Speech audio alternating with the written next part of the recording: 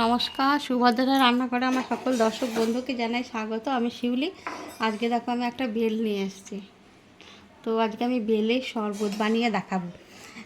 অনেকে আমাকে বলেছে বেলের শরবত কীভাবে বানাবো, অনেকে দুধ টুধ দিয়ে বানায়। আমি যেভাবে বানাই সেইভাবে আমি তোমাদের দেখাচ্ছি। দেখো আমি ফাটিয়ে নিয়েছি। বেলটা কিন্তু ভারী সুন্দর। এবারে আমি বেলটা থেকে এইগুলোকে আমি চেঁচে চেঁচে বের করে নেব। এই চামচ দিয়ে দিয়ে, হ্যাঁ, এর মধ্যে অনেক দানা আছে, তারপরে আঠা থাকে, ওগুলোকে বের করে নিতে হবে। আমি তোমাদের দেখাচ্ছি। এইভাবে এই যে শাঁসটা, এটা খুব সুন্দর। এই শাঁসটা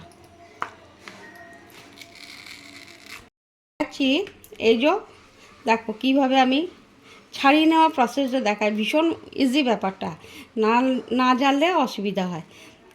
এইরকমভাবে না, কমলা লেবুর কোয়ার মতো আর কি ব্যাপারটা। হ্যাঁ, এইভাবে যদি ছাড়িয়ে নেওয়া যায় তাহলে এই যে দানাগুলো একটা সরু হয়ে থাকে। এই যে তোমাদের দেখাচ্ছি, দেখো, তাহলে না মুখের মধ্যে আঠাও লাগবে না, আর দানাগুলোও তুমি পেয়ে যাবে। এই যে লম্বাভাবে দেখো, এটা হচ্ছে পুরোটা দানা আর এর মধ্যে আছে আঠা। এইভাবে যদি বের করে দেওয়া যায় সুন্দরভাবে, তাহলে ছাড়ানোটা খুব ইজি। আবার তোমাদের একটু দেখিয়ে দিই, এটা খুব ইজি ব্যাপার। আমিও আগে জানতাম না, শিখেছি মার কাছে। যাই হোক, ঠিক আছে, এইভাবে আমি সবগুলো ছাড়িয়ে নিই, রেডি করে নিই। দেখো আমার এটা সুন্দরভাবে একদম করে নিয়েছি, ম্যাশ করে নিয়েছি। এবারে আমি ওর মধ্যে একটু আখের গুড় দিচ্ছি। আখের গুড়, হ্যাঁ, তোমরা চাইলে নাও দিতে পারো, আবার চিনিও দিতে পারো, মধু দিতে পারো। আমি এবার জল দিচ্ছি। জল দিয়ে এটাকে ভালো করে, মানে গুড়টা জানো তো নতুন, সেই জন্য আগে থেকে দিয়ে দিলাম। চটকে নিয়ে একটু দিয়ে তারপরে ছেঁকে নেব। এবার আমি ছেঁকে নিচ্ছি স্ট্রেনারের মধ্যে দিয়ে।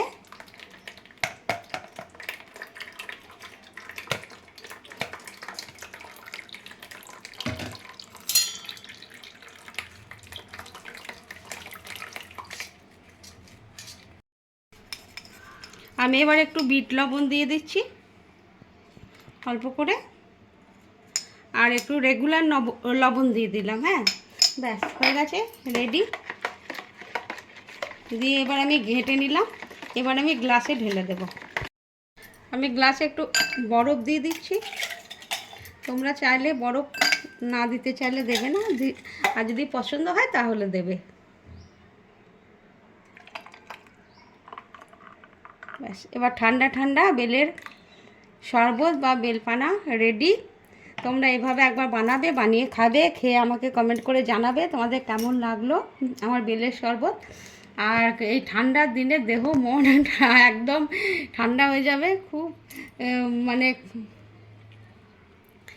ভালো জিনিস পেটের জন্য, শরীরের জন্য। আর তোমরা সবাই ভালো থাকবে, তোমরা সবাই গরমে সুস্থ থাকবে, ঠান্ডা খাবে।